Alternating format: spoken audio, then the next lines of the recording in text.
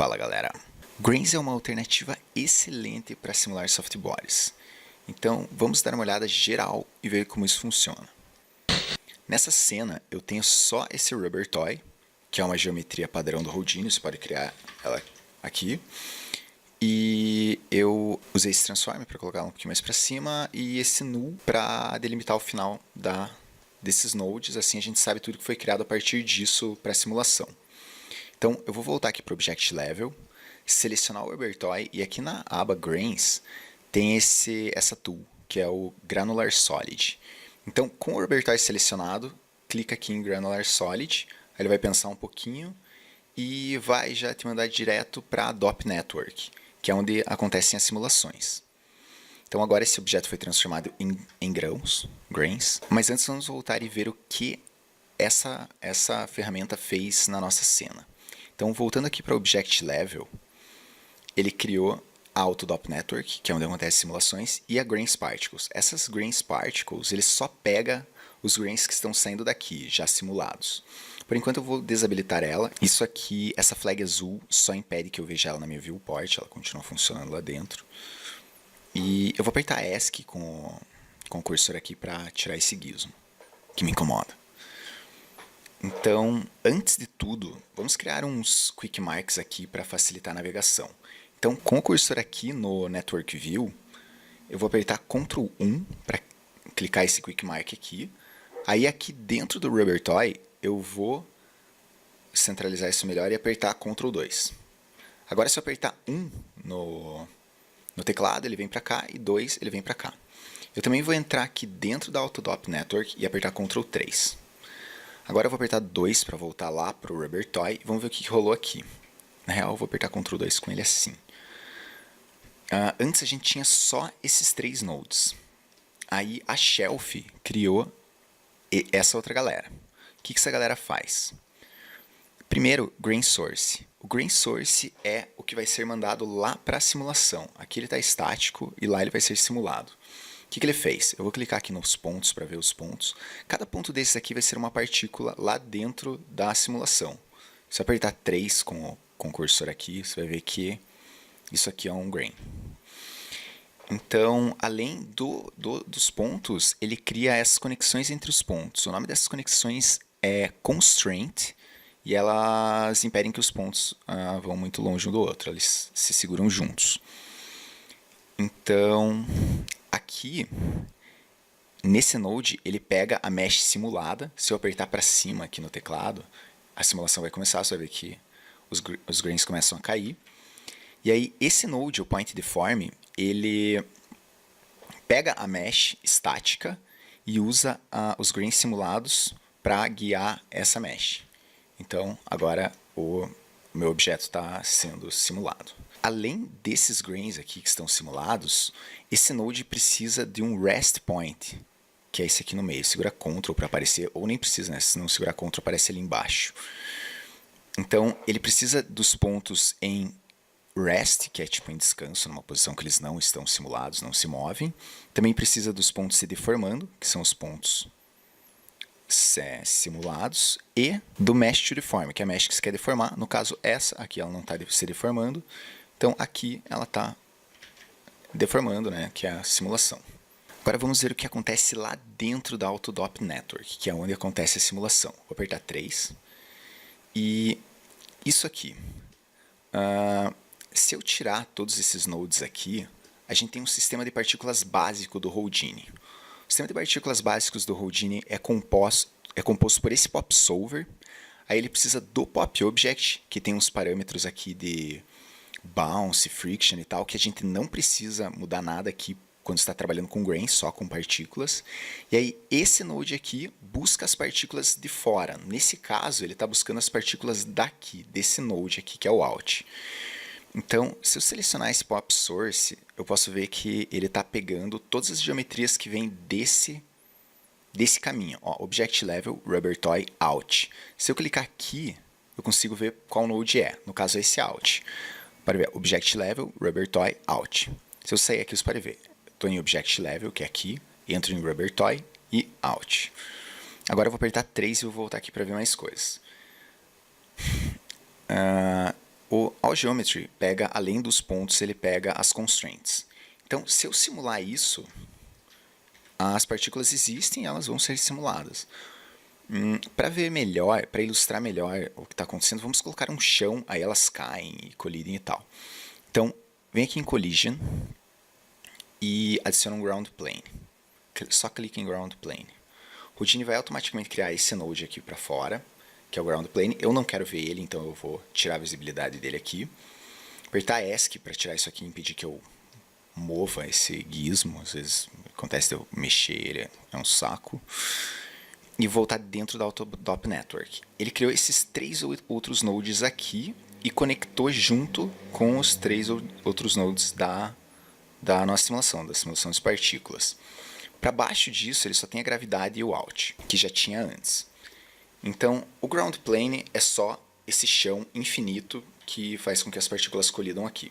Se eu apertar para cima, você vai ver que as partículas vão cair nele.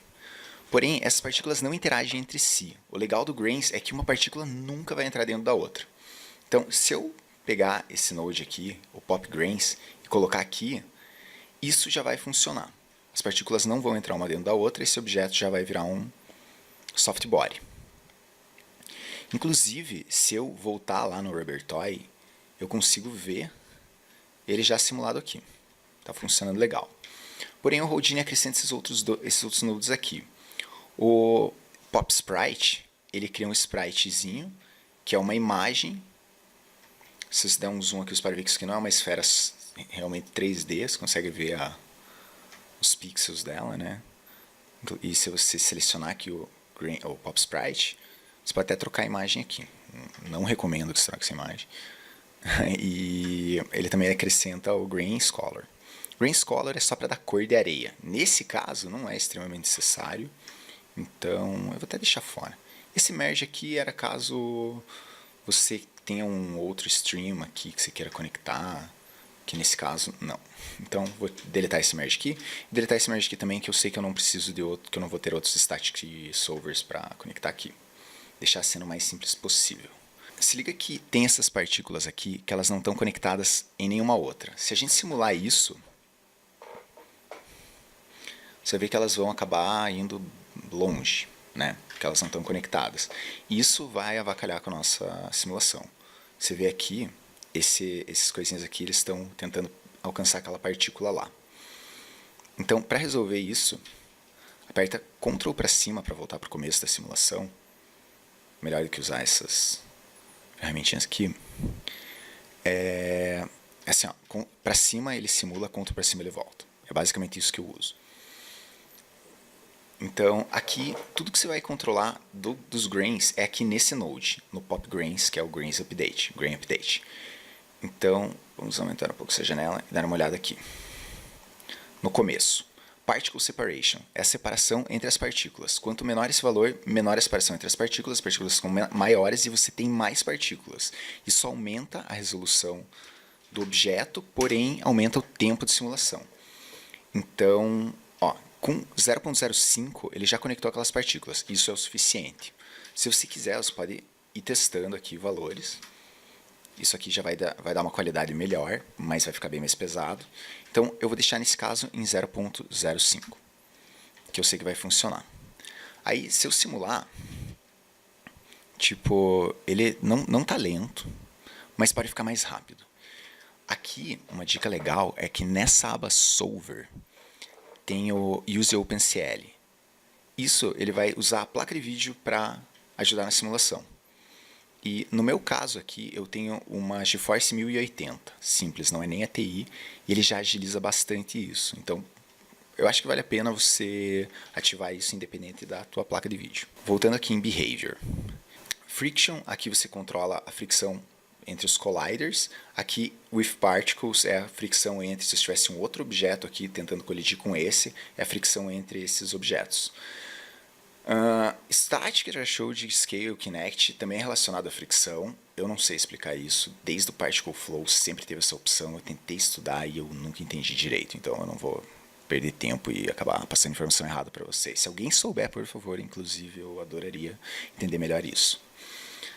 Vou desabilitar, você pode desabilitar aqui o Create Friction, mas eu já testei sem ele e eu acho que realmente a fricção entre as partículas, a interação entre as partículas fica muito melhor e eu nunca senti um peso considerável desativando isso. Ah, nossa, ficou bem mais leve. Não. Então, recomendo que deixe sempre ligado. Clamping, ele é relacionado à areia molhada. Se estiver fazendo dry sand ou wet sand, aqui é onde se controla o quão molhada ela está. Nesse caso, ignora isso, não precisa. Explicit Constraints é um valor útil aqui para para softbodies. Esse stiffness aqui é o quão duro o objeto é. Você não tem um controle tão legal aqui como você tem em FEM. Em FEM você consegue deixar o objeto duro, tipo pedra ou bem mole. Aqui é bem difícil deixar o objeto duro, tipo, chega um ponto que ele não fica mais duro que aquilo. Por exemplo, ó, stiffness em 100. Ele está molengão, abaixou bastante e tal. Aí se eu aumentar aqui esse stiffness para tudo aqui, tipo, sei lá, isso aqui é 100 mil, e simular, você esperaria que ele ficasse, porra, muito mais duro. E, cara, tá igual. A diferença é desconsiderável. Então, eu acredito que não vale a pena. Não sei se em outras situações esse stiffness maior seria algo legal, mas o stiffness menor realmente ajuda. Então, tipo, se você quiser deixar o objeto mais mole, por exemplo, aqui com 10, ele vai ficar mais molengo. E isso é super legal. Ó, o nariz ali do bicho, a cabeça caiu para frente e tal. Aí, se você quiser precisar deixar esse objeto mais rígido, tem um workaround. Então, antes de mostrar o workaround, eu vou voltar o stiffness para 100, que é o valor padrão. Se por acaso você não lembra, porra, qual que era o valor padrão disso aqui? Segura Ctrl e clica com o botão do meio aqui no stiffness. Aí ele vai voltar para o padrão, para o valor default dele. Então, eu vou voltar agora aqui, vou apertar 2 para voltar para o Rubber Toy.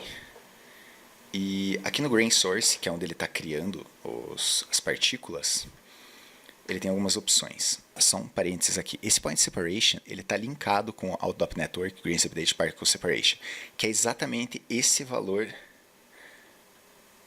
aqui. Então, sempre que você mudar esse valor aqui, ele vai mudar esse valor aqui.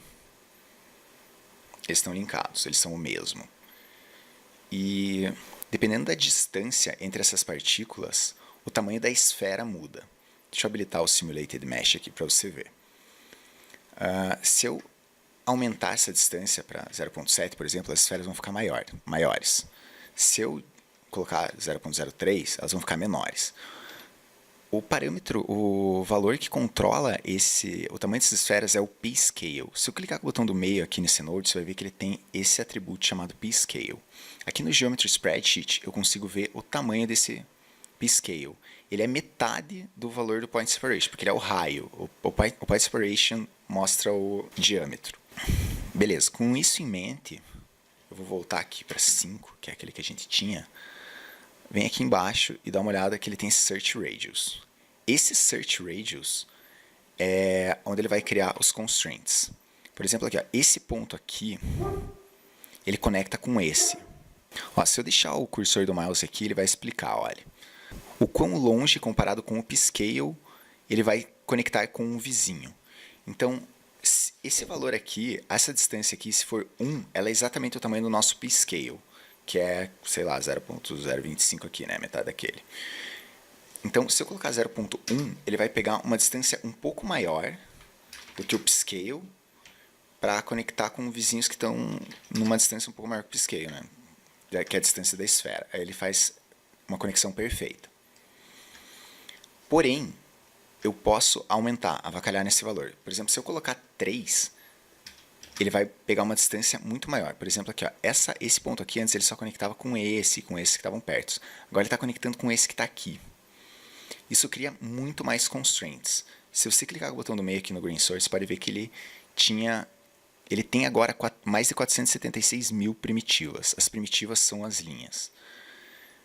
E antes, ele tinha 55 mil, então ele tem, sei lá, 8 vezes mais, não sei. Vou voltar aqui para 3. Ele vai criar mais conexões. Isso vai deixar a simulação mais lenta. Porém, o objeto fica mais rígido. Não fica, tipo, muito rígido, mas ele fica bem mais rígido do que era. É um workaround legal.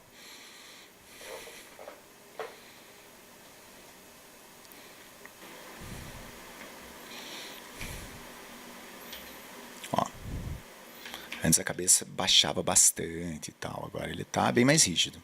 Não tá tipo uma pedra, mas melhor que nada.